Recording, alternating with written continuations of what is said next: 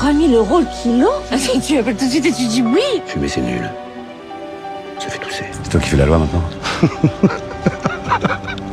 Je fais pas la loi, moi, non. Moi, je suis dans la diplomatie, moi. C'était votre sœur. Merci la gueule. Tu es un laidron mais tu es bien bonne. T'as pas vu ton pif, hein? Quand tu te mouches, t'as pas l'impression de serrer la main à pote? Écoutez, vous montrez l'homme que vous voulez sur les photos, et moi je dirais que je le reconnais, et comme ça c'est réglé. Et je ferai la même chose au tribunal s'il le faut. Ça va très mal. Sa femme l'a quitté en plus. C'est un homme brisé, le cœur, les reins, tout. Bien dormi? Comme un bébé. Et vous? Comme un homme. Nous vous octroyons 45 secondes d'avance. Sans blague! Et vous croyez que j'appelle pour commander une pizza? Is it okay with you? Vive le cinéma!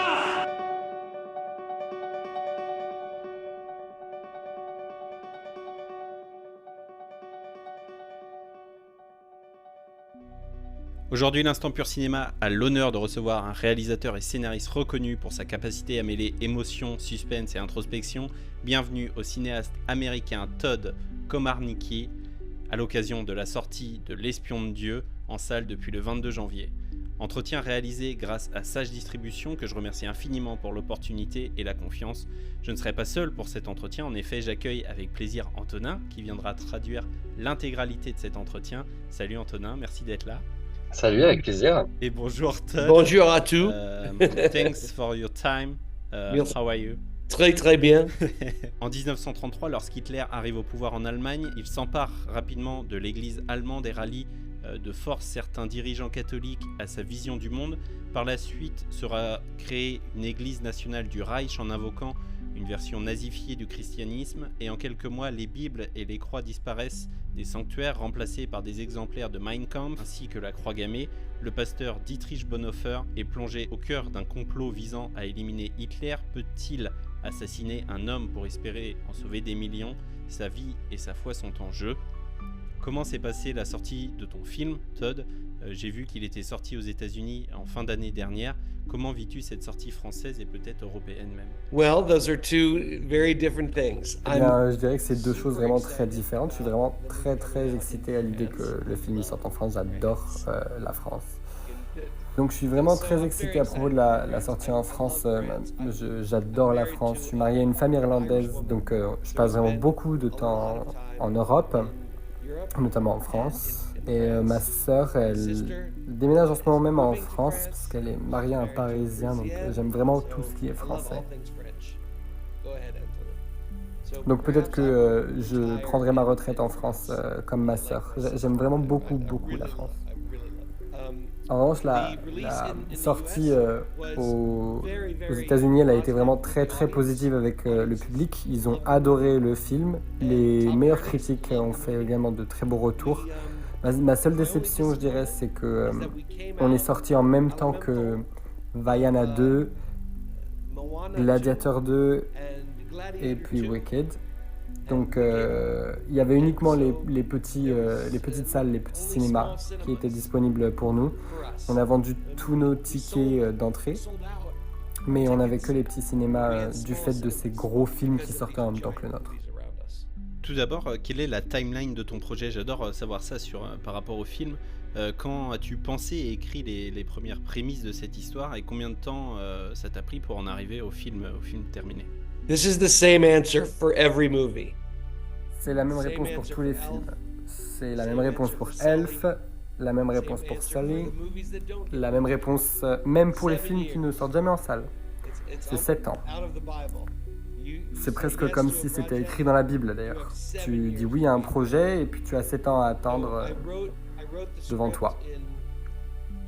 J'ai donc écrit le script en 2019. Et puis ensuite, on a commencé à tourner en 2022. Et enfin, 8 jours après la fin de la post-production, le film a été acheté par Angel Studio pour le distribuer ensuite. Et c'est eux qui ont attendu 1 an pour le mettre dans les salles par la suite. Donc tout ce temps cumulé mène à 7 ans. Comment entends-tu parler de Dietrich à la base?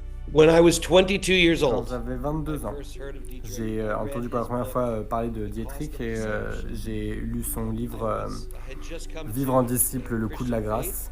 Je venais d'entrer dans la foi chrétienne à 22 ans et ça a été un livre vraiment très important pour moi, qui m'a vraiment touché en plein cœur. Donc je dirais que je le connais depuis presque 40 ans.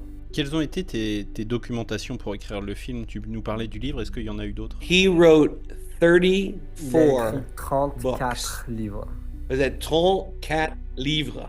And I had so much research. Donc j'avais tellement de recherches à faire, ça n'en finissait jamais.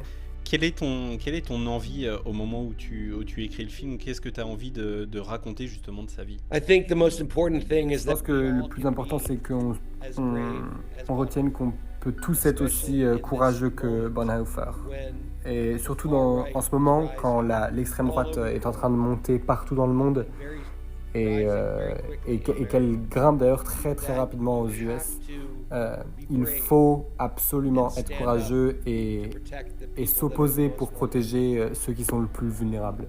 Comment s'est déroulé le tournage? Où est-ce que vous avez tourné? so I wanted to shoot in Germany because I had a German cast and a German story. Donc en fait, au départ, je voulais filmer en Allemagne parce que j'avais une histoire allemande avec un casting allemand également. Mais le problème avec l'Allemagne, c'est que faire un film en Allemagne, c'est vraiment très compliqué. Ils te font attendre une éternité et puis ensuite ils peuvent te dire bah en fait non, tu peux plus tourner ici maintenant. Donc c'est vraiment très compliqué. Mais la Belgique et l'Irlande ont de très bons avantages fiscaux et puis la Belgique ressemble beaucoup à l'Allemagne. Donc je dirais qu'on a fait les 3/4 du film en Belgique et puis le quart restant en Il faut Irlande. venir tourner en France. I tried. J'ai essayé de déplacer le film en France, mais personne n'était disponible.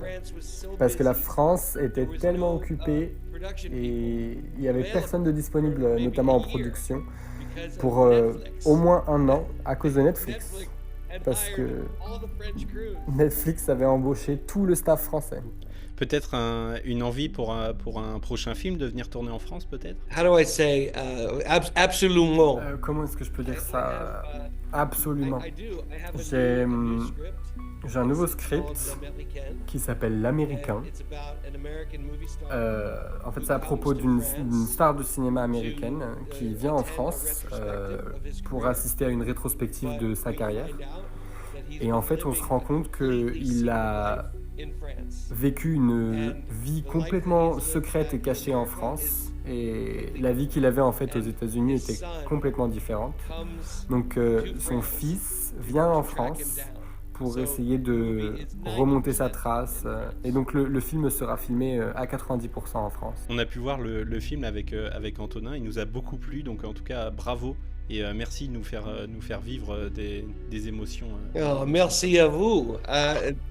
Ça m'a fait tellement plaisir de partager tout ça. Cet homme, vraiment, quand tu rencontres Dietrich pour la première fois et que tu entends son histoire, c'est vraiment impensable, impossible de ne pas changer et puis de ne pas voir le monde d'un autre œil. Place maintenant à l'instant réminiscence. Le roi répudie la reine, la vieille épouse le perroquet, César devient roi. Je l'épouse et me voilà reine.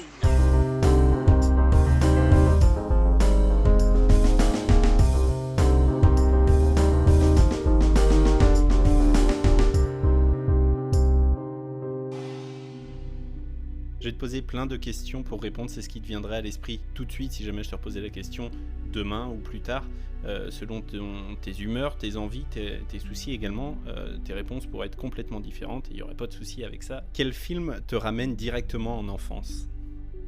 Oh, wow. Quel film me ramène en enfance? C'est une super question. Je vais dire La vie est belle avec James Stewart. Je le regardais avec mes parents au moment de Noël et j'adore ce film. Je connais pas le nom en français, mais c'est un film qui est vraiment très connu aux US. Je dirais un film de 1944, je crois. Ton film parfait? Un film de Wim Wenders. Paris, Texas. Ok, Paris, Texas. Ton dernier film vu au cinéma? The new Bob Dylan biopic, A Complete Unknown. Oh yeah, with Timothée Chalamet. Oui, Timothée Chalamet, oui. Très française. Ta matière préférée à l'école, c'était quoi? I would say... Je dirais l'anglais, mais quand on dit l'anglais aux US, on parle pas de la langue, on parle du fait d'apprendre à écrire et à raconter une histoire. Donc, bien avant que je sache que j'allais devenir un scénariste, j'aimais déjà beaucoup l'écriture. Je crois que c'était... peut-être que c'était écrit dans les étoiles. Quel film t'a complètement bouleversé? Ordinary People. Des gens comme les autres. Dirigé par Robert Redford, un film de 1980. Il a gagné l'Academy Award notamment en battant le film Raging Bull. C'est l'histoire d'une famille qui perd son fils aîné, un peu comme l'enfant divin, et du coup ça déchire la famille. C'est vraiment un film magnifique. On change d'univers, je t'amène dans le mien. Ton dernier repas, c'était quoi? Cool. Oh, my last meal. Du chili avec du bar, fait par ma femme, qui est une excellente cuisinière. L'aliment ou le plat que tu n'aimes pas? Je n'aime vraiment pas les asperges. Petit déjeuner sucré ou salé? Oh, les dieux. Très nécessaire. Le balance dans la vie. La dernière question, celle-là, tu ne pourras pas y échapper. Ton plat préféré? What is my favorite food? Quel est mon plat préféré? Sans hésitation, les sushis. Parce qu'il n'y a pas besoin de faire quoi que ce soit, tu coupes et tu manges.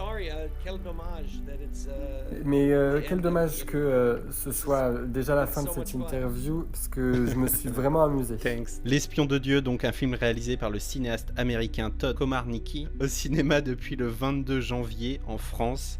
Todd, merci infiniment de m'avoir accordé ton temps, merci de t'être prêté au jeu, merci une nouvelle fois à Sage Distribution pour cette opportunité, merci Antonin pour ton temps et ton travail toujours aussi pro.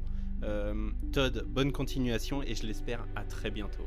I understood all that, and merci to you guys. You guys are super cool. I loved this interview, and I will see you à la prochaine fois. Cet homme a enflammé l'imaginaire de la nation, Dietrich. Le courage est une denrée rare. Vous irez en Angleterre, en tant qu'espion. À quoi sert l'Église si elle ne parle pas pour les victimes de l'État? Le rôle de l'Église est de prôner la paix, pacifiquement. Vous voulez dire en silence? Il faut que tu comprennes que ta vie ne sera plus la même après que j'aurai prononcé ces mots. Nous avons élaboré un complot pour assassiner le Führer.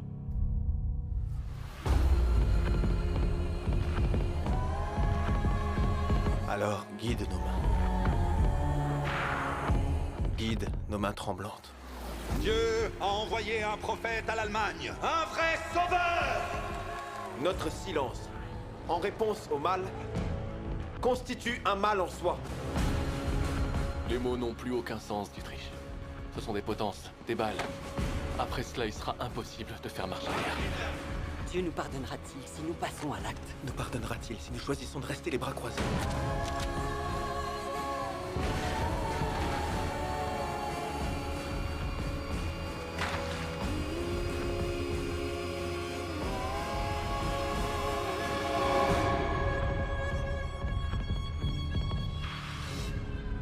Il y a quelqu'un? Non, il n'y a personne. Ah bon? Je vous l'avais dit que vous me le paieriez. Payeriez. Je vous l'avais dit. Désarmez-les et récupérez Nico.